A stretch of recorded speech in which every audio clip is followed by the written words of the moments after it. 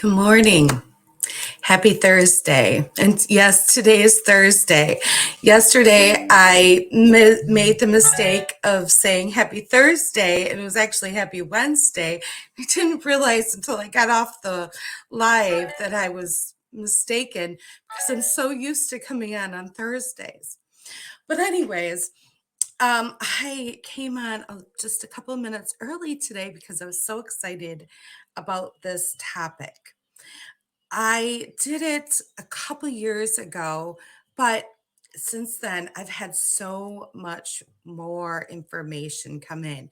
In fact, just doing my morning meditation this morning, Source gave me a whole bunch more. And I hope I am able to tell you guys everything that I want to tell you. So today, instead of doing a meditation or cards, I'm going to talk to you about energy and how a lot of times when we start off as children in the first 7 years of our life, we all absorb it differently because it depends on our environment. And a lot of people will tell us later on, well, why are you so sensitive? It all really comes down to the first 7 years of our life. Um, and it's really funny because some people will have a really calm first 7 years, and so their energy bucket will be really large. They'll be able to absorb a lot. And other people will have experienced a lot of things in those first 7 years.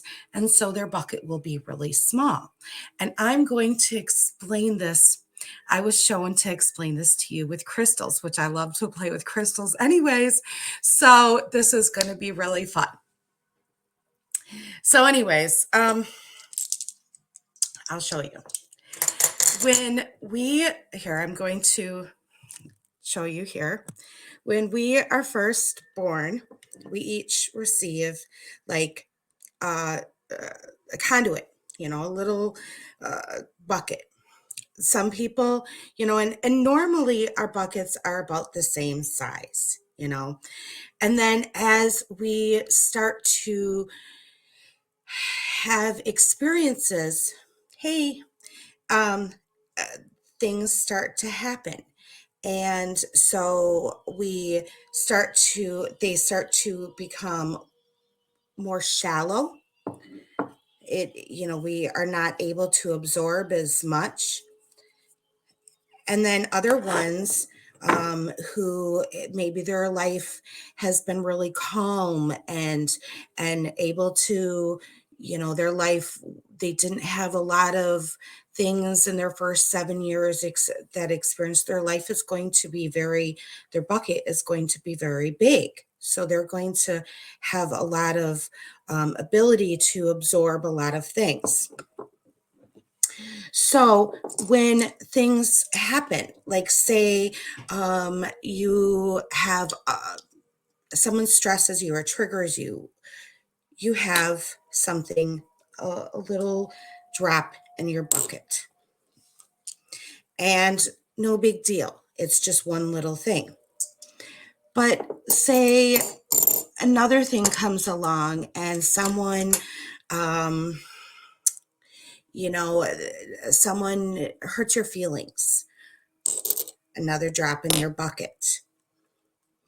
And the person who has had a really calm life, their bucket, it's just no big deal. The person who has had more of their first 7 years, their bucket is starting to get more full. They're starting to feel this. Now, notice we're going to have someone say something happens and we have someone say our spouse does something, another drop in our bucket. And this person, this person is going along their day and it's not really bothering them too much. But this person, their bucket's starting to get full. Now, say something really big happens to these two people. Same two people are, say, wow, this bucket, it's still it still can take on more. This bucket, it's almost completely full.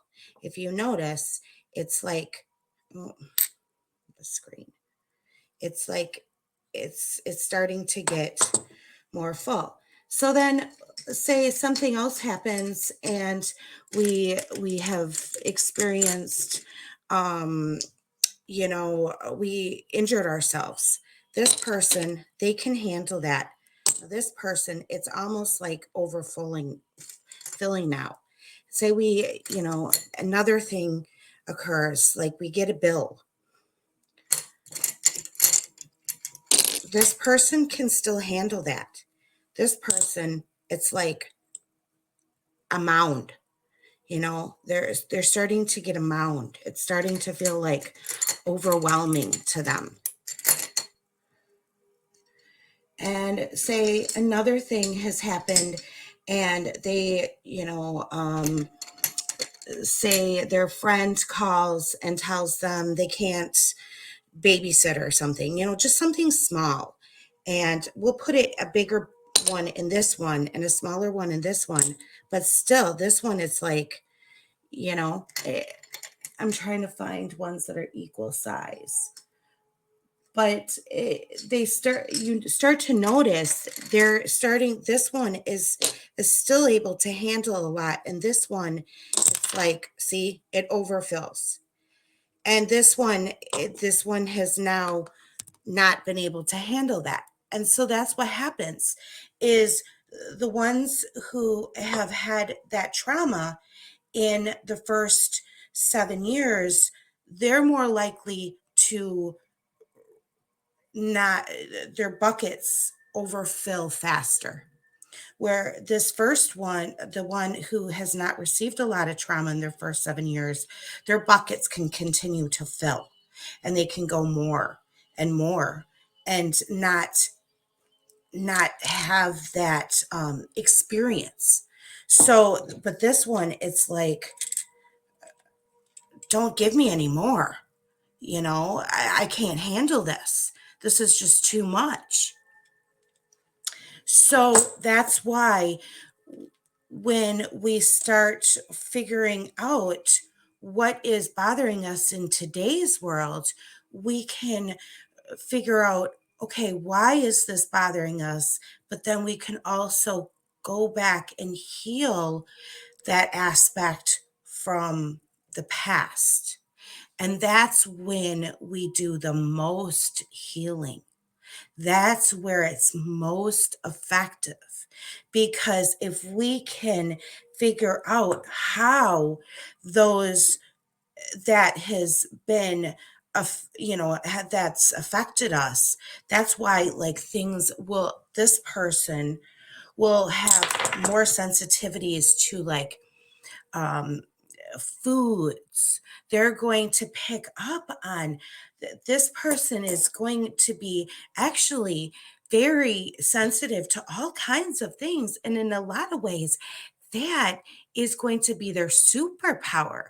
They are going, once they start working through what it is they're sensitive to, they are actually going to have amazing gifts and superpowers because they are able to work through what those energies are that they're so sensitive to, if that makes sense. And that's where trauma healing can become so powerful. And that's where I have used quantum and quantum healing, especially quantum healing, to figure out those vibrations that you're so sensitive to and clear it or heal it. And then it becomes something that actually is a gift. It becomes our something we can use to grow in strength and our adversity and offer for other people.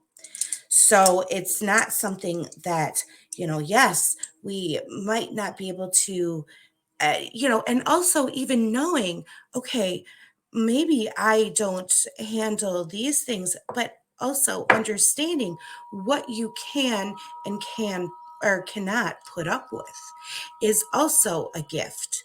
It's also a strength because it's not necessarily bad to understand those assets in your, or, those parts of yourself. That's not necessarily, because you're going back and connecting with yourself and loving yourself so much, so deeply that you're willing to honor that aspect of yourself. So all of it, sometimes just being, okay, I'm just willing to put up with all of it is not necessarily a strength because you're just kind of going with the flow. So it's just however you want to look at it. I believe that the more you can connect with those things and figure out where you are, where your strengths are and where you need to connect, where you need to release, you can then give the other aspects love, and it can become a beautiful, beautiful gift. So anyways, with that, I send you so much love. And I actually, before I leave, I am going to quick do a card just for fun. This one is just going to be for everyone. Just because I didn't yesterday and I said I was going to, and I realized that after the end, this is just going to be for the collective. We'll see what it says.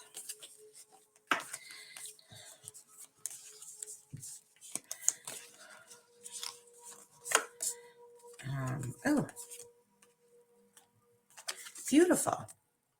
So it's the Chamber of the Violet Flame. So karmic release. How beautiful. So radical transformation. So through the violet flame, we can transform, release, and alchemize anything we truly want. So if there's things that are coming up that you no longer wish to align with or connect with, you can alchemize it. You can release all those lower energies and transform. It's so beautiful. And if you're ever interested in learning more about that, please contact me. But you can also just go on YouTube and look up Violet Flame Meditation as well if you're not ready to do coaching. There's always so many beautiful Violet Flame meditations on YouTube, and it's just whatever connects with you and your highest good. So you have a wonderful day, and I will talk to you soon.